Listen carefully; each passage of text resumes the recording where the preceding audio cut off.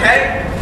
Listen, Pastor Nate is the guy that you don't want to sit next to at the movie theater, okay? Brianna can be one to testify that, listen, I make black people tell me to shut up at the movie theater. Amen? Hello? Black people be like, shut up, okay? And when you can, listen, when you can have a black person at a movie theater tell you to be quiet, you have done a good job, okay? We have been more annoying, more loud, okay, more obnoxious than they have. You have succeeded at the theatrical experience of going to the movies. But my message tonight is called In Time. Listen, one of the craziest things about the day and age and the time that we live in is, listen, we have so many amazing preachers. Listen, all you have to do is go home tonight, turn on a channel, and you can hear preaching. You can hear a pastor or minister, an evangelist, you can hear a prophet, prophetess, you can hear all kinds of people who are trying to teach you about God. There is not a lack of teaching or preaching nowadays in the world that you live in. Are you understanding what I'm saying? Amen. But one of the things that makes me laugh, one of the things that is kind of funny to me is that when you have a pastor, listen, I'm very confident in what I preach about. But I'm also understanding that, listen, I don't know God yet. Do you understand what I'm saying? That God is so far beyond my mind. He's so far beyond my understanding that I can't even, listen, I can't even put a pen on who God is. Do you understand what I'm saying? And what blows my mind is when pastors get on and they give you the 6 steps of living for God, and they make you feel like, or they make you think that they've actually got God figured out. If you're ever listening to a message from a pastor and they make the statement they've got God figured out, you need to turn the TV off or walk out as quickly as you can. Because I am telling you right now, there is no one walking this earth who has figured God out. As I was preparing and studying this message, listen, I began to do a few statistics in my own mind. I have been a youth pastor for 6 years, which in ministry time is a very, very, very long time. Those of you who desire to be in ministry, listen, the first year is exciting. The second year is kind of exciting. As soon as you get into that third year of ministry, it's like, my Lord, what have I done in my life? What am I doing? I'm serious. You guys, I'm not a rich person. I have not built a luxury lifestyle based on preaching, but I've been preaching for the past 6 years. Okay? And as I was thinking about the past 6 years of my life being a pastor, I thought of the number of times that I have preached about God. I want to break this down for you, okay? Listen, last year, my first year at this church, I was preaching 2 times a week. I was preaching every Monday, and I was preaching every Wednesday, okay? Some of you are like, oh, okay, 2 times a week. Think about that, though. There are 52 weeks in a year. So you take 52 weeks in a year, preaching twice a week. So 52 times 2 gives you 104. And I was also preaching I was preaching 1 Sunday every other month. So you go ahead and you throw in 6 Sundays in the year. I've preached about 110 messages since I've been at this church. Now those of you who are clapping your hand, if you've never prepared, if you've never studied, if you don't know what it's like to preach, listen, it takes me about 10 hours to come up with 1 sermon. Pastor Nate doesn't just get up here, open his Bible, and start preaching. Listen, I spend about 10 hours in prayer and study. So listen, you take those 110 sermons, and that's kind of lowballing, and I'm sure I've preached a lot more. Because listen, I've gone and I've preached at other churches, done a few other things here and there. So we're just going to say 110. 110 sermons that I've preached in this one church alone, okay? Before I got here, I was a youth pastor at another church. Listen, so 5 more years, and at that church I was only preaching about once a week. So you take 52 times every Wednesday night I was preaching to the youth, and I would preach 1 Sunday a month. So for the past 5 years, I would preach once a week, so 52 times.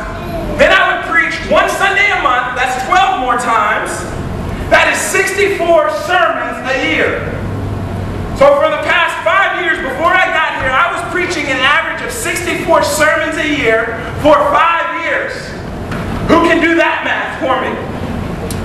64. Somebody, so 64 times 5. It's a little over 300. You have it? What is it, Brianna? 324. What is it? 24. 64 times, I don't know. Who knows it? What is it? Use your phone. 320. 64 times 5. This is not school, this is church. 320. So before I got to this church, I had preached, listen, and also, listen, so I was preaching once a week, then I was preaching one Sunday morning a month, and then there was a 6-month period where I became the interim pastor of my church, and I was preaching every Sunday, so I was preaching twice a week. So we'll go ahead and say that I preached, before I got to this church, I had already preached around, and then I was also an evangelist and preaching and going and doing other things. So before I ever got to this church, I preached somewhere between 350 and 400 sermons before I ever walked through this door. 350, 400 sermons. Then I came here and I preached 110. So in my whole life, I've preached between 500 and 600 sermons. Now, you would look at those statistics, you would look at those numbers, and you would say, man, that guy must know a lot about God. But I will be the first one to tell you that, listen, I haven't even gotten close to glimpsing or understanding who God is.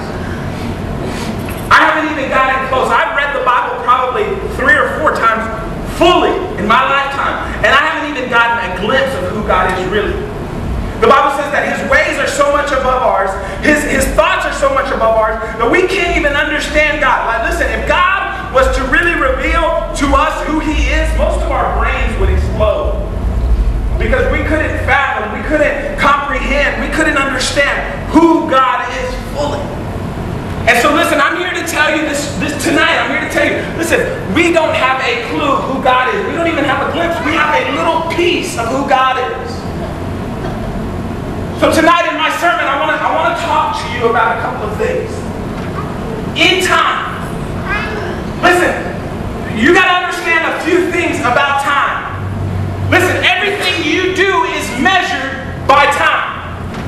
When you were born, you were given a birth date that is a marking of time for you as a specific human being. It could be April the 21st, 1986, whatever, da-da-da-da. And so the moment you were born, you were labeled with a time. When you die, and they bury you in the ground, and they put a gravestone over you, the gravestone will measure from the day you were born to the day you die by what? Time. Everything you are, everything you will ever do is going to be measured by time. So we as human beings, listen, we are living in a world of time. The movie was capturing that. Listen, in the movie, they were showing how much time is really, how precious time really is to us. If you go home and you rent the movie and you watch it, everything they do is based on time. There's a scene in the movie where he goes to buy a cup of coffee, and a cup of coffee costs 4 minutes. 4 minutes of his life. 4 minutes of his time. And he pays for the cup of coffee, and when they pay their rent, when they pay their bills, they don't pay with 20s and 30s. They pay with time. How many of you saw the number on his arm? If you weren't paying attention in the beginning of the movie, what he said was that you were given the first 25 years of your life. You had that.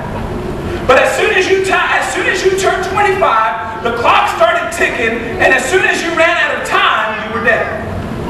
So they would go to work, and instead of getting paid with money, they would get paid with time. They would get paid with time. And everything that they would purchase, anything that they would pay for with time. Imagine you having to go to lunch at school, and as soon as you went through the lunch line, the lunch lady grabbed you and took 10 minutes of your life. And that's the world that this movie is based on. And listen, the reason why I like this movie so much is because, listen, the movie shows us how much we as people invest in time. Listen, time is a valuable resource. It is a non-renewable resource. You do not get time back. You don't get yesterday back. You don't get last week back. You don't get last month back. Listen, as soon as time is done, it is gone. And so listen, everything we do, everything we are, is measured by time.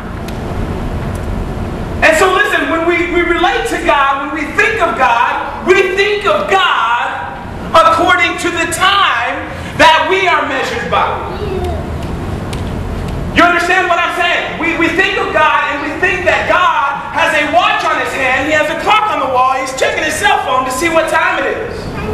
So when we think of God in what we know and what we understand. And one thing that we've got down is time.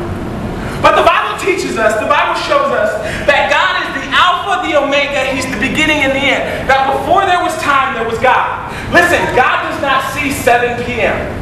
You want to know why God does not see 7 p.m.? God does not look at his wrist and look at the time and see what time it is. God does not see 7 o'clock. You know why? Because God was 6:59 and God's going to be 7:01. He is time. He is the creator of time. He is time. Do you understand what I'm saying?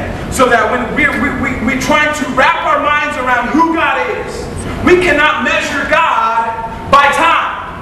One of the biggest battles that I had as a young person was when people would tell me that I needed to get my life right, I would say, I'm going to wait until I'm older, because one of the things that this generation thinks is they think they have all the time in the world. They think that they have forever and a day to live by. And so they live their life that way. And I would always tell my mom, I would always tell my family when they would say, Nate, you need to get off those drugs. Nate, you need to stop running the street. Nate, you need to come to church. I would always tell them, don't worry, in my time I will.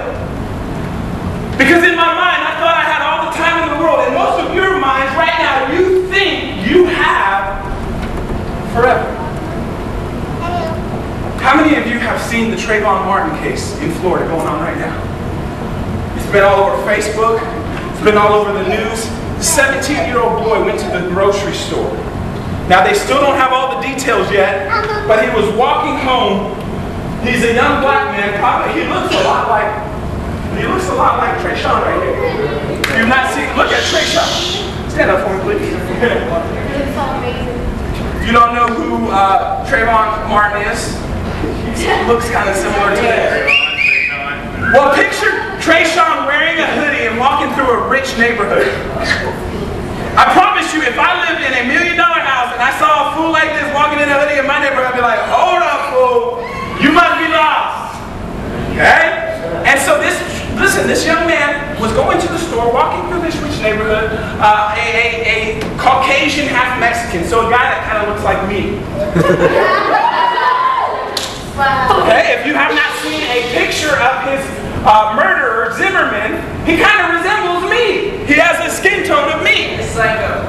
Went out, was suspicious. Why is this black kid in a hoodie? Why is this little ghetto hood rat in my neighborhood? He must be out stealing. He must be up to no good. Went out and shot the kid and killed him dead.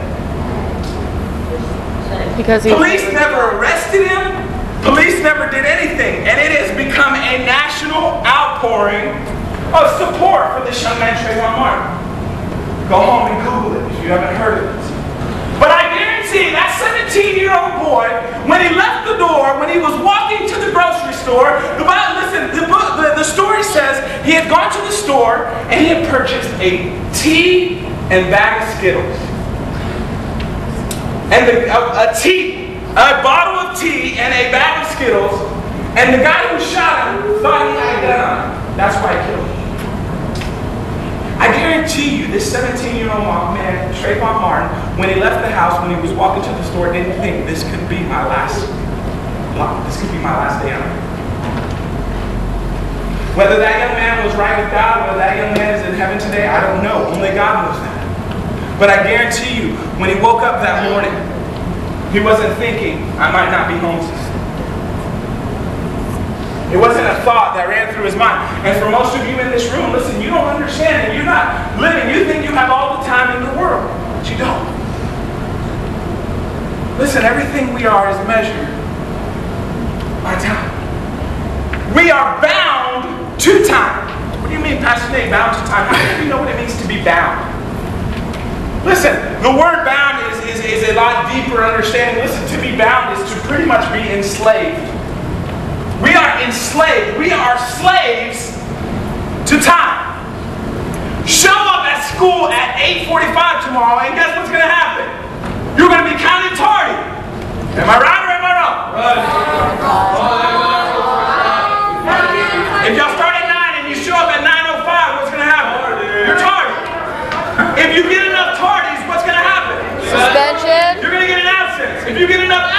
businesses, they're going to call truancy on you. You're going to get a fine, and you could possibly end up in boot camp or jail. Right? In order for you to graduate, you have to meet a certain criteria of what? Time spent in school to graduate. We are slaves to time. When you get older and you get a job, you work at 8 to 5. Listen, I have to be at work every morning by 7:35. If I show up at 7:36, I am late.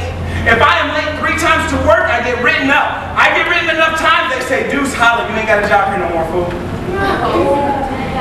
I am enslaved or bound to time. I go in at a certain time, I leave at a certain time, right? How many of you in this room, listen, when you start getting a little bit older, you have something that's called a bedtime. I have a bedtime. If I stay up past a certain time, you better stay away from me in the morning when I wake up, okay? Because I got to be up at 6:30 every morning, and if I don't get a certain amount of time when I sleep, it's not going to be good in the morning. So I am enslaved to time. Listen, I can't stay up anymore until 2 or 3 o'clock in the morning and wake up at 6:30 and go have a great day at work. And no. If I stay up till 3 o'clock in the morning and I go to school with only 3 hours of sleep, one of those kids is getting thrown through the window. I promise you.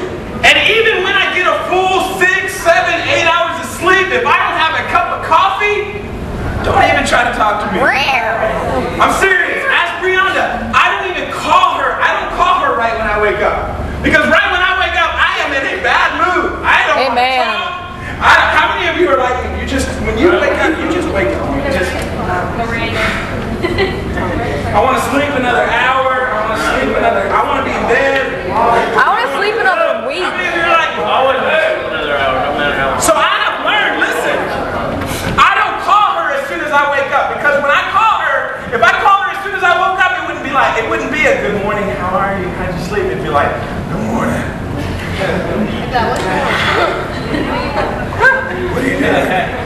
I mean, it would be one of those type of conversations, you understand what I'm saying? So I have learned in our relationship that I don't call her in the morning until I've had a cup of coffee and I'm on the road to work. You understand what I'm saying? And even when I call her, she's waking up. And so she's not this bright-eyed, bushy-tailed, good morning, sweetie, how did you sleep? No, half the time she don't even answer when I call. The other half, when she does answer when I call, hello, good morning. I'm serious. But we are, listen, we are enslaved or bound to time. You understand it? Listen, I'm going somewhere with this. We're enslaved and bound to our time. Listen, if God is time, how can God be enslaved to himself? How can God be bound to himself? Listen, God is free from time. God does not have a schedule. God does not have a... Listen, the Bible says he neither sleeps nor slumbers. God is awake 24/7 all the time. That way, when you need him at 3 o'clock in the morning, he's ready to answer your call. You understand what I'm saying?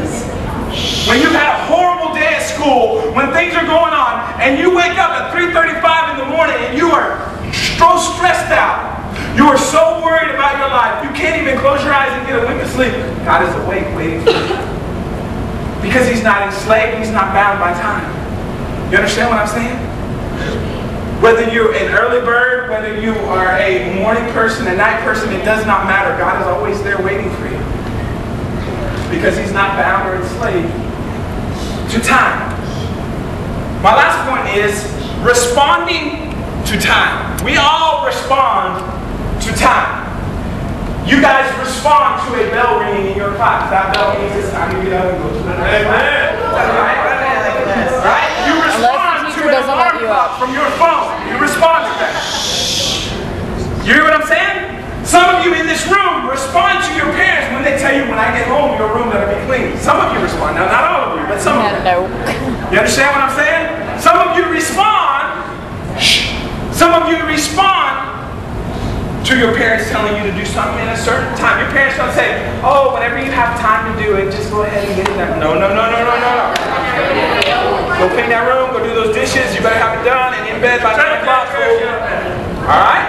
But listen, we respond to time. I have a friend, and he's a police officer. He's a police officer in the city of Hutchins. And I need everybody to listen. Quiet. He's a police officer, and I had the privilege of going on a ride along with a police officer. Listen, one thing I never thought I'd do was be in a police car and sit in the front seat. Not ever. Now in the back seat, done that plenty of times. In handcuffs, done that plenty of times. But when I was growing up, I did not see myself sitting in the front seat of a police car, right? Actually being a part of what he was doing, okay? And so I had the opportunity to go with my friend on a ride along. And pretty much what you do is you ride along with them, and as they respond to calls, you follow them around, okay?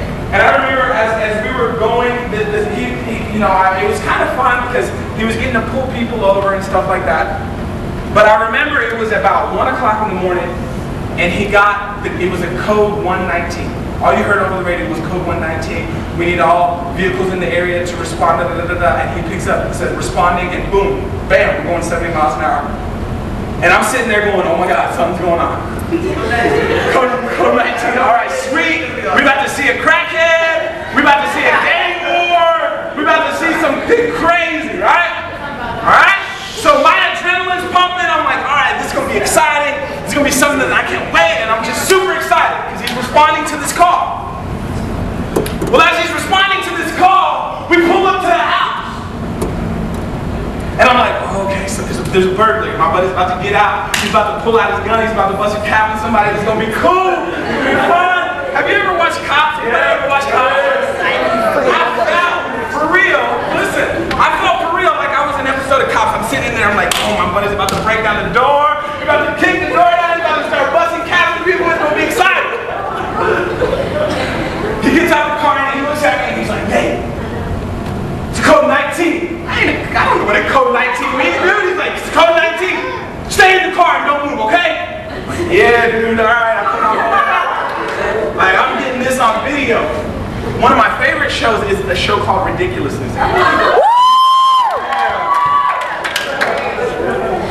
So in my mind, I pull out my phone, I get my video camera ready. I'm like, I'm about to get a video and I'm gonna put it on Ridiculousness, y'all. This crackhead's about to get shot for real. I'm about to do this. So he gets out of the car, and I'm like, code 19, I'm excited, and he's just walking like nothing's going on, and I'm like, what's he doing? We were just going 70 miles an hour, now he's walking, now he's chilling. He goes to the door, knocks on it, goes inside, comes out, gets in the car, and we drive off. I'm sitting there, and I'm like, say, bro, say, what just happened, dude? He's like, it's a code 19, Nate. I said, yeah, you got me all excited. What is the code 19? This woman was reporting an abduction. I was like, oh, it's an abduction for real? Oh my God. Did her husband get taken? I'm just like, what? An abduction? All right, for real. What's going on? And he begins to laugh at me, and he's like, no, bro.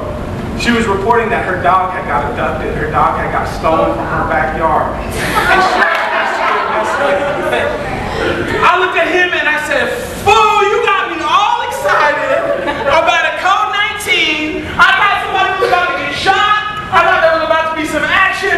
And this woman was reporting that her dog got stolen. She said, Nate, we are in the country. Stuff like that don't happen out here. You need to get your mind right. And I said, dang. But I said all that, listen, that whole story was to show how we respond to time. Listen, police officers are on call right now. We can call 911 right now, and they can be here at this church. Listen, we have an alarm on this church, and there's been a few times where the alarm has gone off, and within minutes, the police are here. And they're like, hey, Mexican, what are you doing here? I'm serious, I've been here. The cop said, sir, what are you doing here? I said, I'm the youth pastor here at the church. And he said, I want to see your keys. I mean, he actually made me open the door to make sure I had the keys to the church. I said, this motherfucker.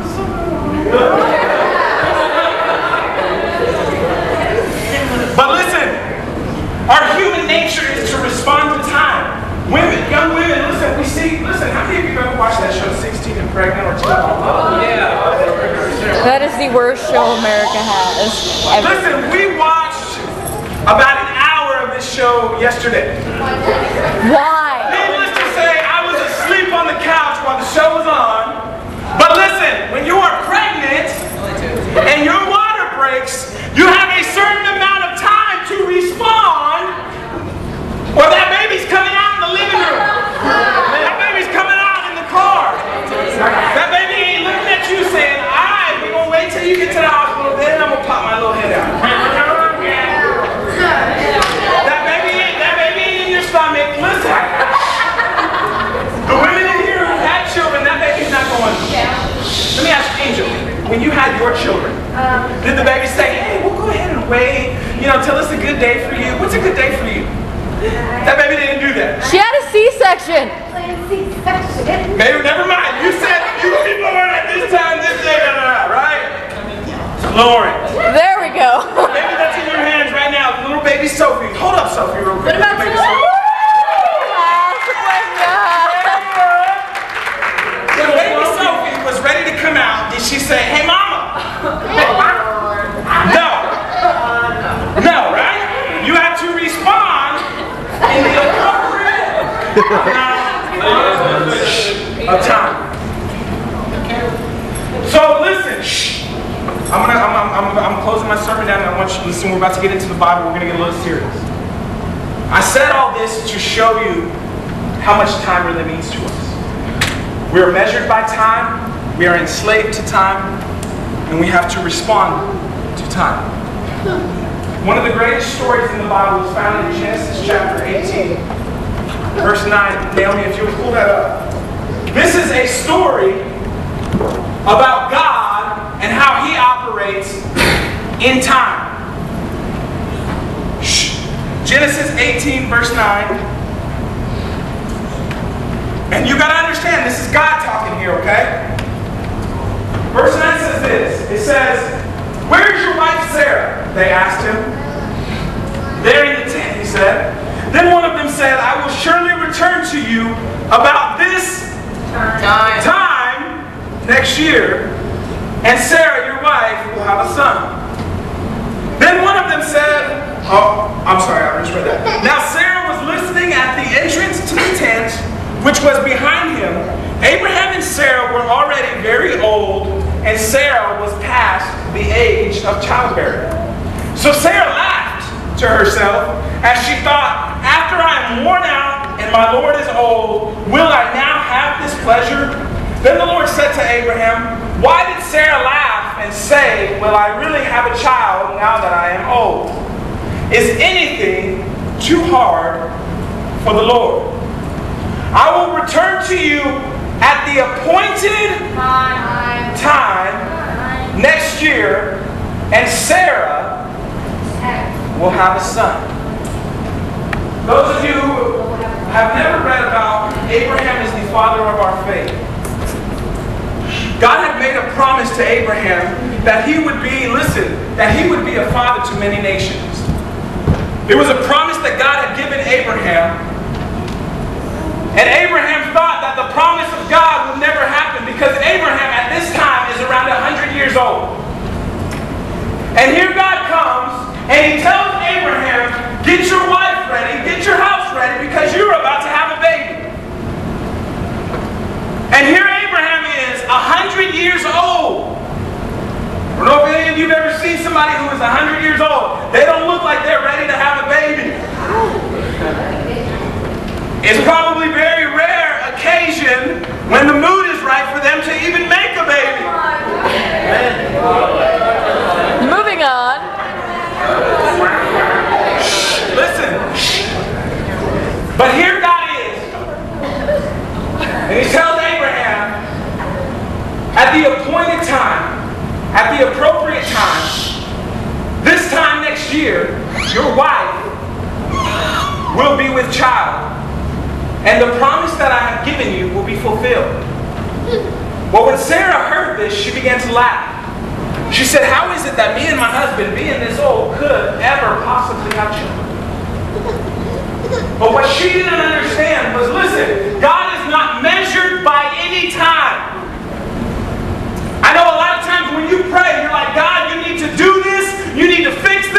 you need to do it now. We set a time limit to God. We begin to measure God by time. Listen, when we first come to church, we're all excited. We're super happy and excited about our new faith, our new love for God. But listen, in a year, in a month, in a week, that passion and that desire, that fire for God has now burned out because of time. God is not measured by our time. And so when God gave Abraham the promise, God did not say, your wife will have a child when you are this old. No, all God had said was that it was going to happen.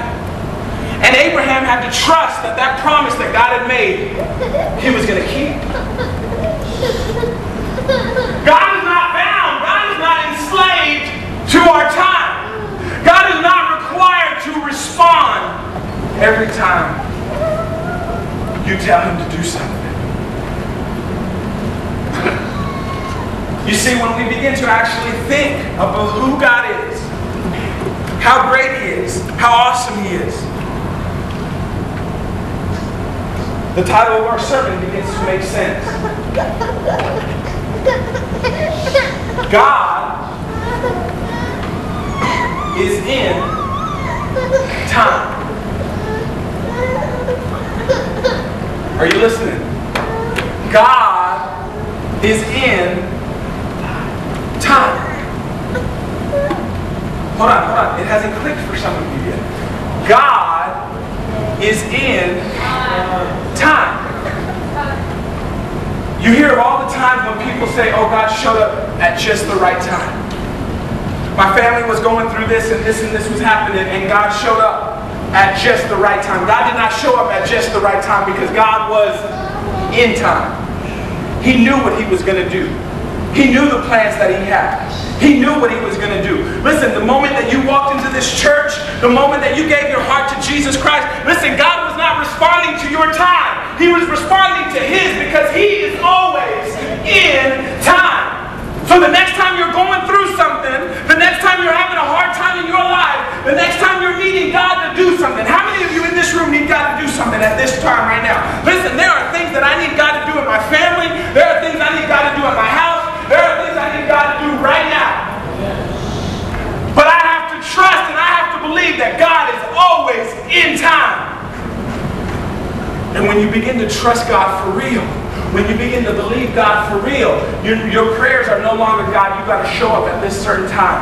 God, you got to pay this bill because if it's not paid on time. God, you got to help my parents because if you don't help my parents, they're going to get a divorce next month. God, if you don't show up, if you don't do this on time,